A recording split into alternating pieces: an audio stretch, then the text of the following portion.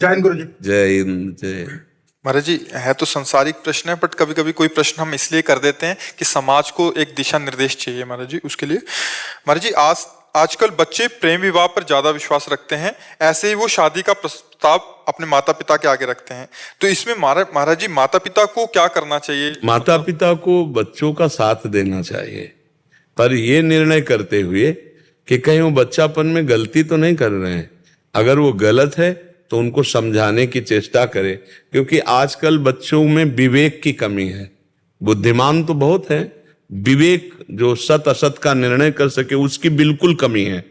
तो वासना की पूर्ति के लिए कहीं छल कपट के भाव में फंस करके इस तरह का जैसे होता है ना प्रेम आदि विवाह, तो फिर देखा जाता है कि कुछ समय बाद उनमें संबंध विच्छेद हो जाते हैं, बड़ी कड़वाहट आने लगती है। कई तरह के बड़े विध्वंसक हिंसात्मक वृत्तियों को देखा गया, प्रेम विवाह वालों में देखा गया है।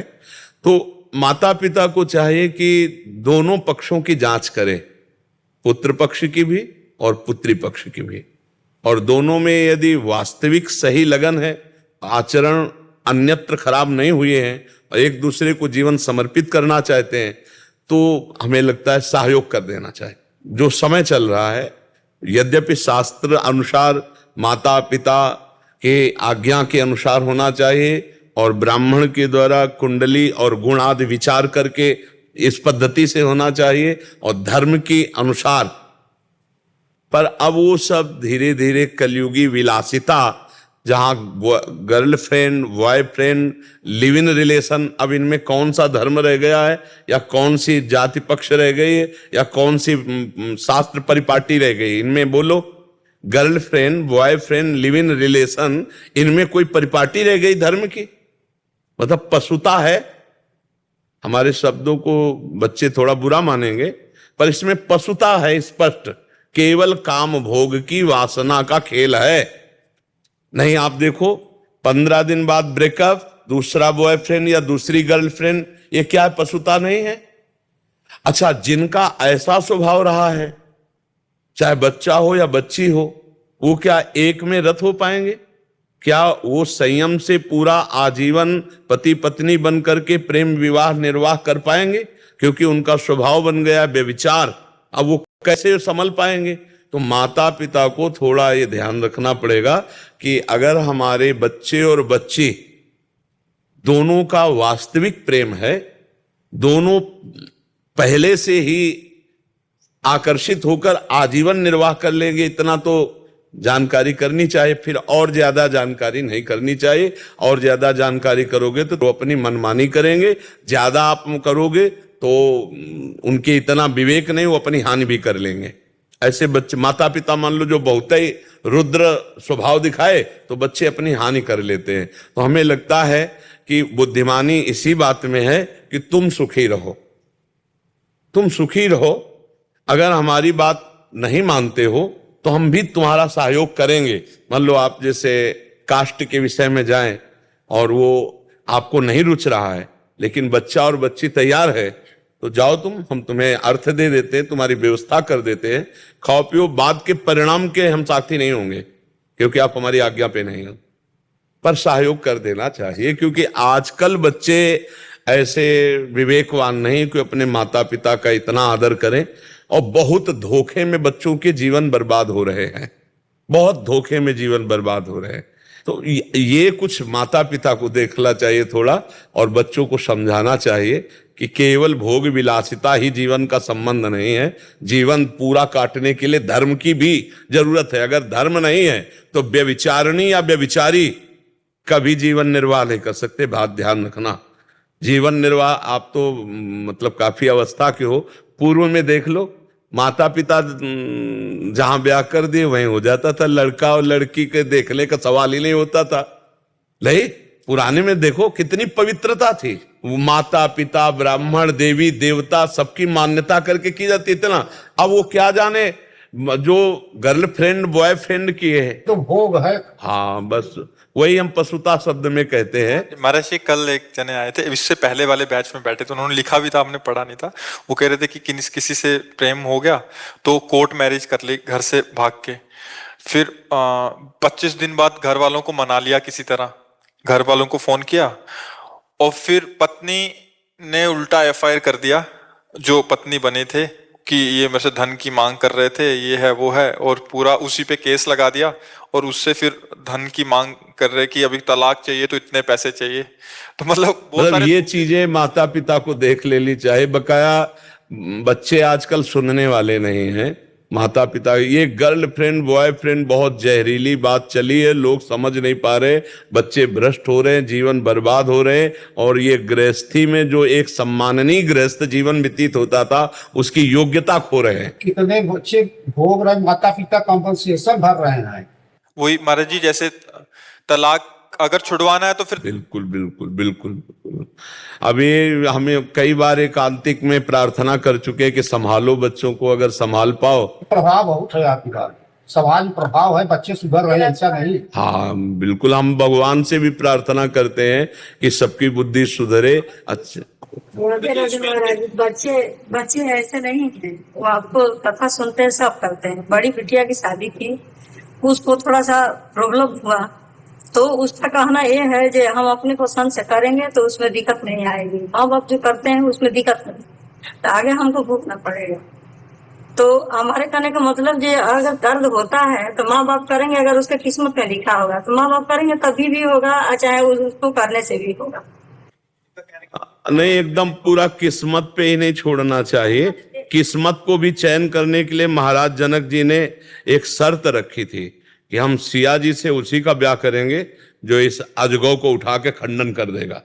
माता पिता का कर्तव्य है, ये ध्यान रखो, किस्मत पे ही नहीं छोड़ा जाता, उसके लिए कर्तव्य का भी परीक्षण किया जाता है कि मतलब बच्ची हमारे बच्चे के योग्य है कि नहीं है, बच्चा बच्ची के योग्य है कि नहीं। क्योंकि बच्चे केवल अपनी मनोवृत्ति तृप्ति के लिए प्रेम करते हैं, उनको प्रेम का मतलब नहीं है। उनको प्रेम के मदान्धता में जो काम की है वो प्रेम शब्द वहां उच्चारण करते हैं, इसलिए उनको ज्ञान नहीं। तो कुछ शर्त रखनी चाहिए, कुछ देख रेख रखनी चाहिए, उनको भाग्य पे नहीं छोड़ देना चाहिए। मेरी बात समझो। नहीं, जनक जी महाराज ऐसा ना करते, परम ज्ञानी महात्मा है जनक जी महाराज, ये शर्त रखे थे कि मेरी सिया के लिए वही वर होगा जो भगवान शिव के इस अजगौ को उठाकर खंडन करेगा, अर्थात ऐसा महाबली, ऐसा महान तेजस्वी मेरी जानकी के लायक होगा। तो कुछ बातें माता पिता के ऊपर अधिकार है, क्योंकि आपकी जो दृष्टि है वो बच्चों की दृष्टि नहीं है, बच्चों की केवल शरीर संबंधी दृष्टि है और आपकी आजीवन निर्वाह करने वाली ममता की दृष्टि है।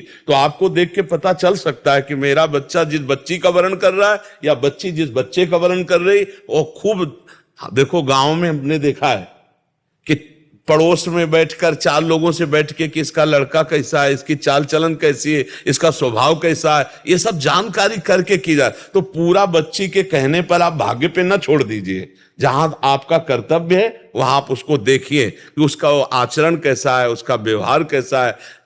ये चीजें देखना है आपको कि बच्चे बहुत भोले स्वभाव के होते हैं। देखो हम आपको बताएं 16, 17, 18, 20 इसमें कुछ नहीं नजर आता, एक केवल वासना का खेल नजर आता है। और उसी वासना में अनुकूलता में फिर ऐसा नहीं, आप लोग संभल करके अपनी बुद्धि के द्वारा, अब हमको ज्यादा तो संसार का ज्ञान है नहीं, लेकिन सुन सुना के संसार का ज्ञान ये है कि आजकल ऐसा है, आप लोग बड़ी बुद्धिमानी से, क्योंकि जीवन का एक खेल, देखो आपने बताया कि फिर वो हाँ महाराज जी, एक और विषय पे हम इसी पे चर्चा करना चाह रहे हैं।